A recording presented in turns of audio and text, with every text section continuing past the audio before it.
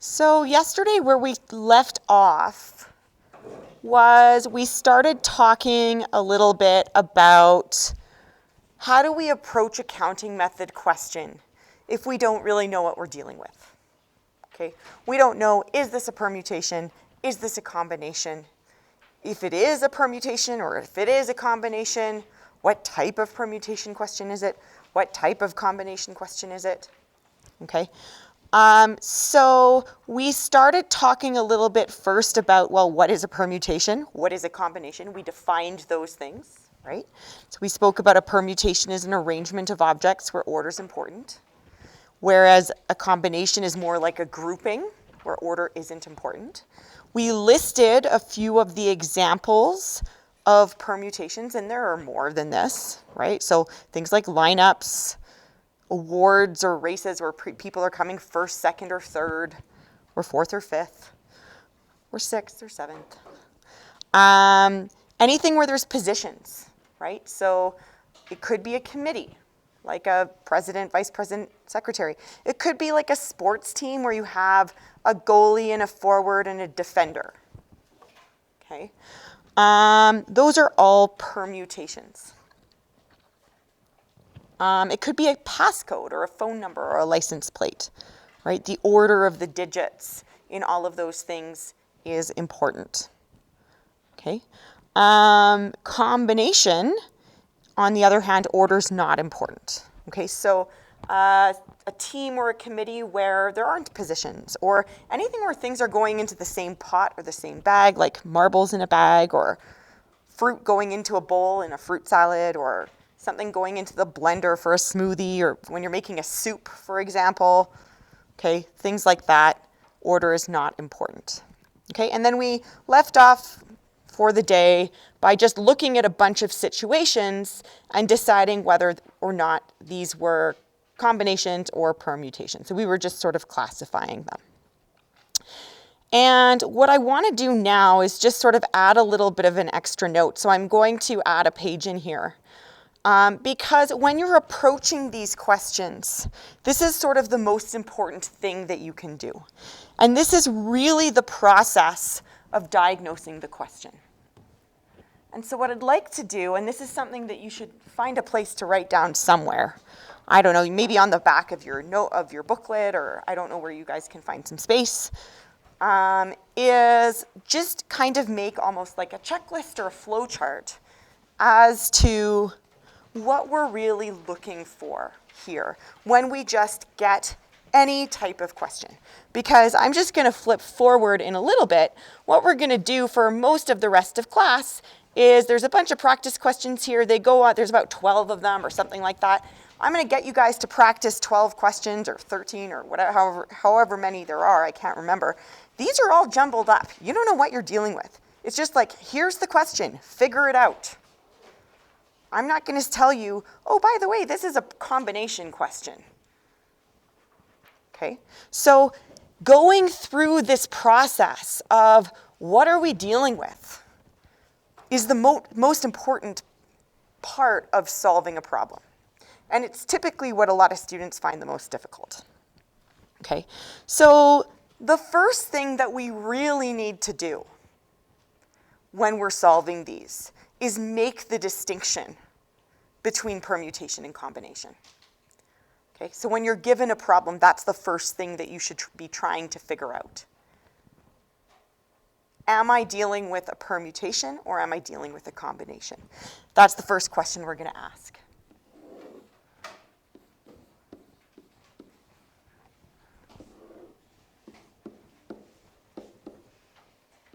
Combination, right? So this is like our sort of question diagnosis, if you will.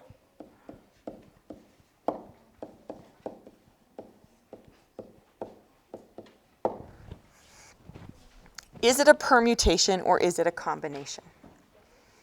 Now, what are some things that you would look for? What would you ask yourself to try and make that distinction?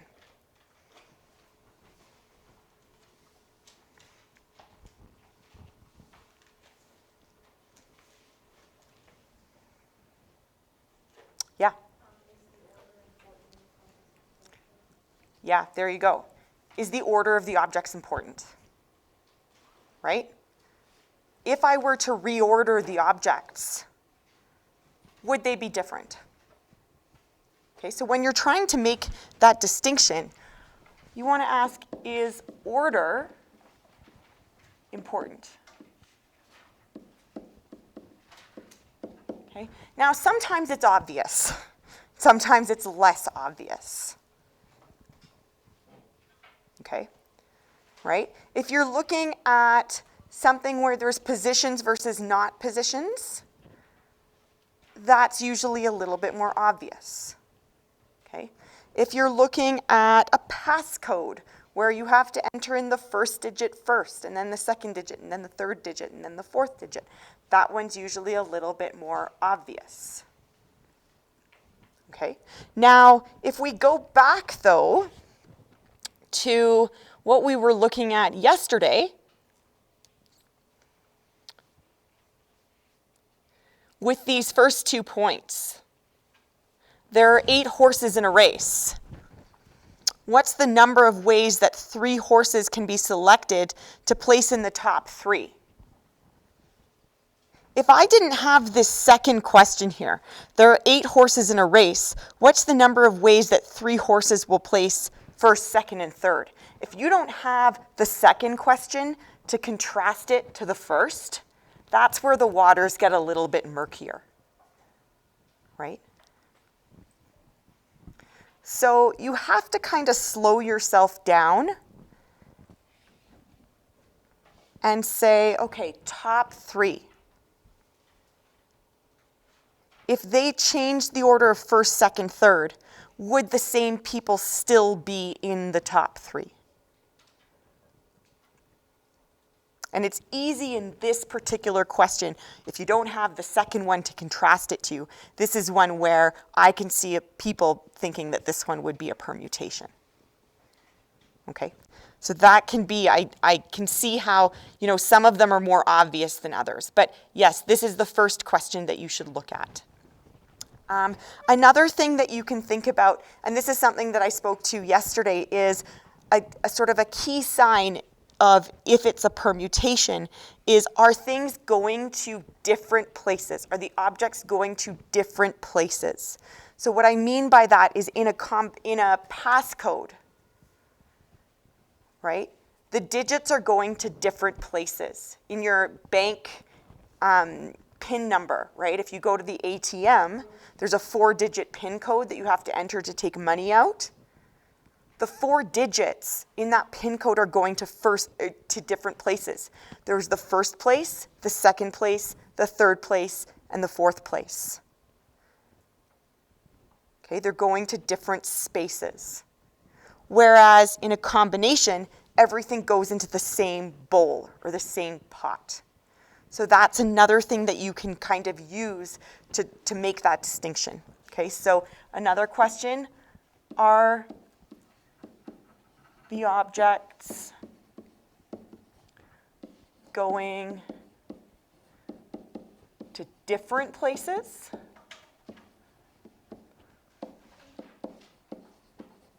Or the same place?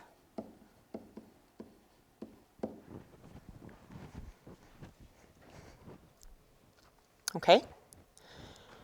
This is kind of the biggest piece. Are you going this way or are you going this way? If you've figured that out, then you've done like half the battle. Okay? Now, once you've done that, if you got that part right, the rest kind of falls into place. If it's a combination, to solve, you're going to use N, choose R. And that's why we spent like half a class on combinations and about 3.5 classes on permutations. Combinations in terms of how do we solve them are quite a bit simpler than permutations.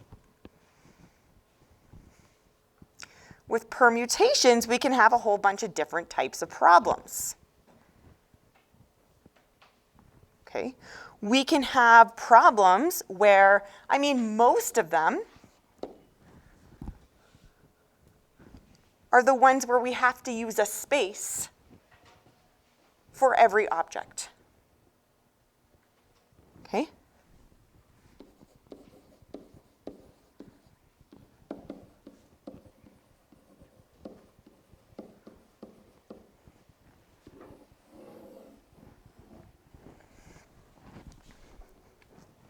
Most of the permutations fall into that category, but not all of them.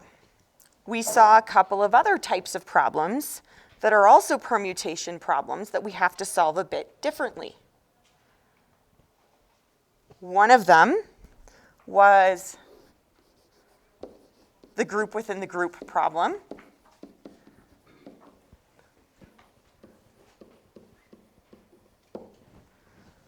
Okay. And what to look for a group within a group is you have some objects that have to stick together, but they can go anywhere in the arrangement. Okay, so the group doesn't just have to go on one end or the other end or right in the middle. The group can go anywhere, but the group has to stick together. Okay, so there's that type of problem. And then there's also the type of problem where you have identical objects.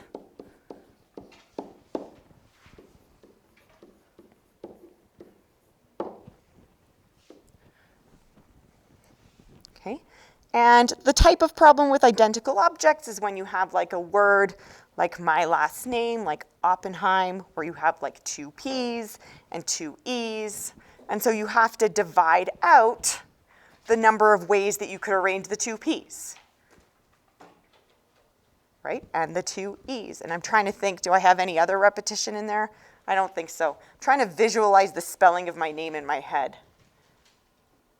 I don't think so, right? I'm not going to do a review of how to solve these. I'm just going to do a bit of a flow chart, right? Because this is all just about diagnosing the question, categorizing it. Once you categorize it, then once you're like, oh, it's a group within a group problem, you guys now need to know how to solve a group within a group problem, right? So these are kind of the different types of problems that we look at.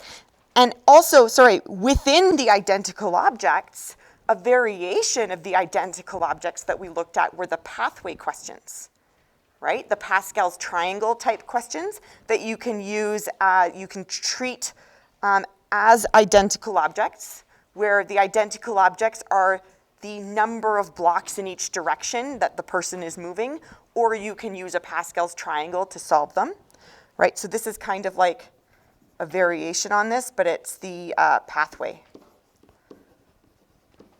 problem.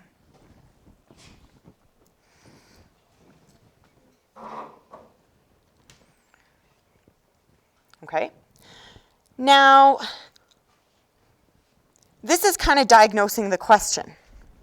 The other thing that we need to think about for all of these different types of questions, not just permutations and not just combinations, are of course restrictions. Restrictions are going to come up in either scenario. So we got to consider those, and we need to consider those first.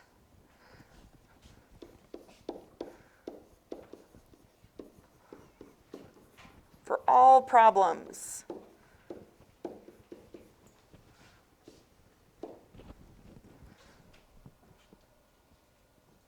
we have to think about restrictions.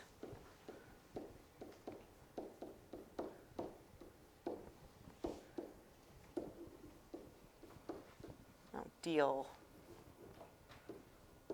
with these first.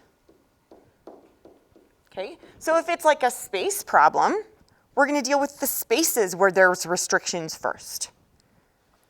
If it's a combination problem, right, we saw examples of that yesterday where we were making up a volleyball team and one person was injured. So what we had to do was we had to take one person out of the total number of people that we had to choose from. We had to deal with that first. So that's the first thing. And then the second thing that came up was that we have cases sometimes.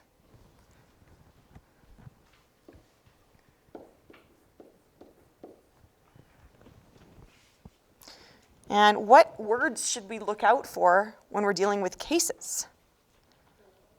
Or, yeah.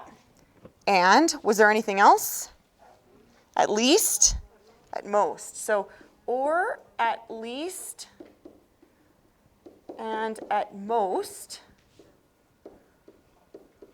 Okay, these guys are all situations where we have to add case 1, case 2, case 3. Because at least or at most, we can turn into an or. We saw that with the Sunday toppings yesterday, where you had to have at least 7 toppings. Well, at least 7 worked out to be 7 toppings or 8 toppings or 9 toppings. So we can turn an at least or and at most into an or scenario. And then and, what do we have to do for and? Multiply.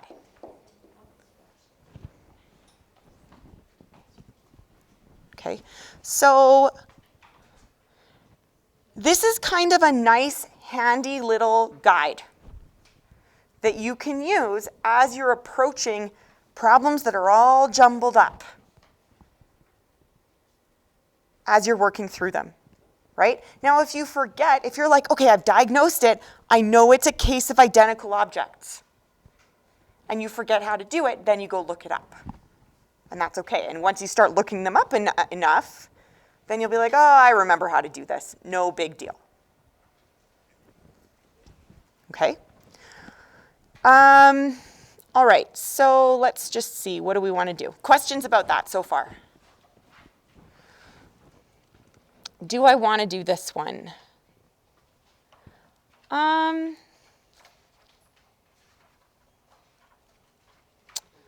I think I'm going to skip this. This is a question that compares how many permutations versus how many combinations. We actually did something like that yesterday when we were thinking about the 4 friends and how many 2-person lineups versus how many 2-person groups. So I'm going to skip this question. And what I want you guys to do instead is turn to page 29. Okay? And on page 29, starting on page 29, all the way to page 31, correct. There are 12 questions. And then there's all of this sort of homework from the textbook, which is basically a bunch of like review. And these questions in the textbook are more like jumbled up questions around all of these different types of counting methods questions. Okay? What I want you guys to do for the rest of class is to work through these 12 questions. And if you don't finish them, you need to do those for homework. Okay? Now, if you are not getting this pretty quickly, or not even quickly, I shouldn't say quickly, because speed is not an issue, but if you're not sort of getting it, if this is a struggle for you, then you need to do some extra practice, right? So I've mentioned this before, right? Homework at this stage, you guys, many of you guys are going on to post-secondary next year, the year after, at some point in the near future. Nobody's going to be checking your homework if they're not collecting it, right? If it's not like an essay or anything like that, nobody's going to be checking stuff that you need to do for practice. You need to do this stuff to make sure that you understand the material. So if you're going through these questions and they're like starting to make sense, right? But you're like, I'm not confident yet, then you need to do more. Okay? So if you're going through this, you're fine, you're like, I got this. I got all these 12 questions, I'm getting it. Great. That's fine. Okay? But I've also listed a bunch of questions down here that you could work on as well. Okay? We're at the end of counting methods. That's it. Okay? After this, if you want additional practice, and in fact, if you want to try this instead of the homework, there's a practice test starting on this page as well. Okay, so that's additional practice for you guys to do. Okay? Monday, because you guys don't have school for the next 2 days, we will spend a little bit of time on this, but not a lot. We're going to start working on the next outcome on Monday. Okay, so I'm giving you guys some time now. I want you to work on it over the weekend, and then I'll address some questions on Monday. Does that sound good? Awesome.